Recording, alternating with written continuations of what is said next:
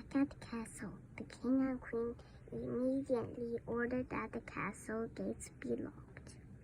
All the doors were closed and the windows shuttered. They kept the girls scheduled and no longer opened the castle to visitors. The family stayed hidden, tucked away inside their walled kingdom. The king and queen acted just as cautiously inside the castle. As the princesses grew, their parents did everything they could to ensure that Elsa learned to control herself. Nor did Elsa seek Anna out, since she was afraid she might accidentally hurt her.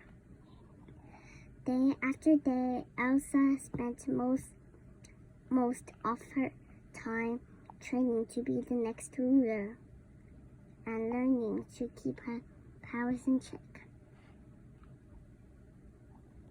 The training was difficult, and Elsa often felt unable to contain her magic. Ice seemed to form on her fingertips whenever she laughed or cried or became upset. Worried, the king gave Elsa a pair of leather gloves. He advised her to keep them all at all times and reminded her that she had to hide her icy magic.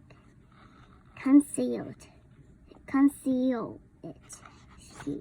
he told her. Don't feel it, she answered. Don't let it show, he agreed. The years slipped by. Anna spent most of her time alone. Sometimes she played with her dolls. Sometimes she pretended to have conversation with painted portraits in the gallery, but she was lonely. Time after time, she knocked on Elsa's door, pleading with her sister to come out and play. But Elsa never did. The memory of her friendship was slowly fading. One day, Anna peered out her window and saw snow falling to her sister's room. Do you want to be a snowman? She called through the closed door. There was no reply from inside. The door did not open. Eventually, Anna went out through the courtyard and tried to build the snowman by herself. After rolling out a lopsided ball, she glanced up at Elsa's window and thought she saw someone smiling down at her. But when she looked again, the face was gone. Without any memory of Elsa's magic, Anna had no idea why she was always alone. Over time, she simply came to accept that her sister's coldness was part of who she was. She didn't know that Elsa was lonely too, and she missed Anna as much as Anna missed her. Anna longed to play with Anna, but was fearful of the harm her magic might cause by mistake. I'm scared, Elsa told her father one day. It's getting stronger. Getting upset only made his worse, cautioned the king. Calm down. She reached out to give Elsa a hug. No, she said. No, she said sharply. Don't touch me.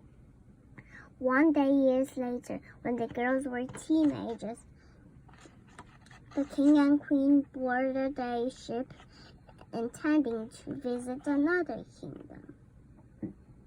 They hugged their daughters goodbye and left them at home as they had many times before. But this time, the king and queen never returned.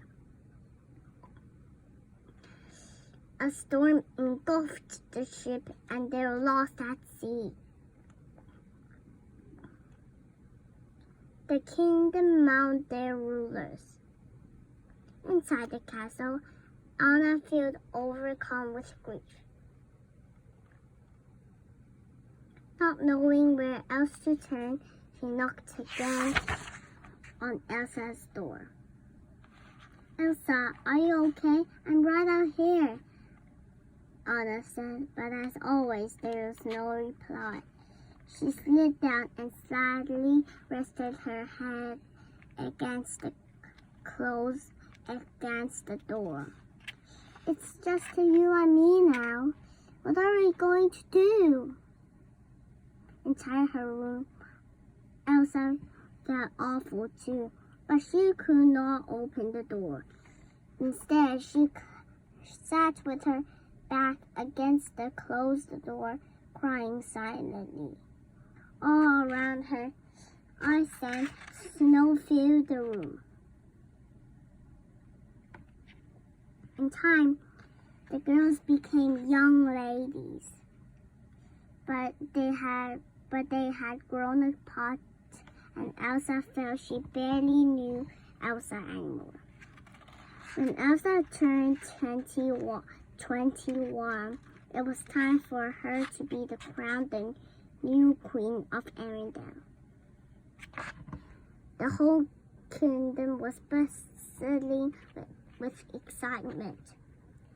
For the first time in ages, and for one day only, the castle gates will be open to the village and to all the surrounding kingdoms. It will be a celebration that Arendelle will never forget.